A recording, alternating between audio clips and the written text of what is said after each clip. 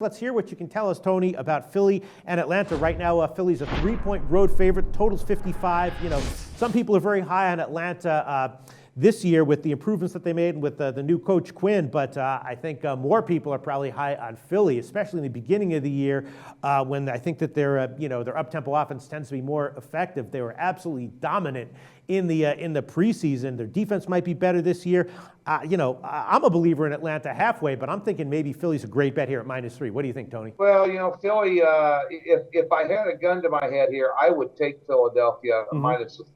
Chip Kelly's not going to close the playbook up in this one. And, anybody that's got either Matt Ryan or Sam Bradford on their fantasy team this week, keep them. Don't set them, because this thing's going to be a shootout, And the one thing about this game is I can't remember an opening weekend over my 23 years where I saw an over and under total open up at 56.5. Right. And it's dropped down to around 55 here.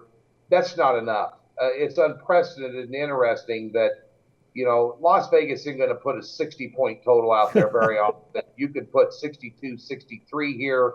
I'd probably still have a buy sign on it at that point. The betting markets, for one reason or another, have bought this total down. Right. Why do you think that is? Because I'm assuming when I see movement like that on a game like this, I'm assuming that that's sharp action. I mean, I don't think the public sees a Monday night game involving the Eagles and says, oh, yeah, let me bet the under. Yeah, and I don't know why that action's coming in, because neither one of these teams have a defense. And if you say Atlanta might be an improved defense because, Dan Quinn's there, or Philadelphia might have made a few moves, on the defensive side of the ball, maybe on the line or the end or linebacker, but both these secondaries are deplorable.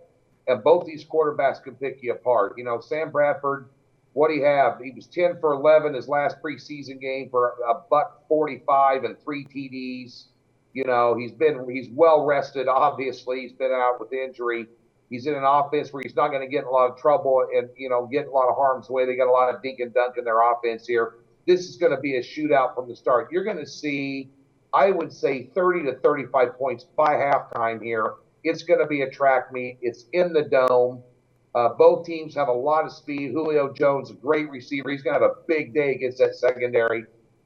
This is going to be a shootout.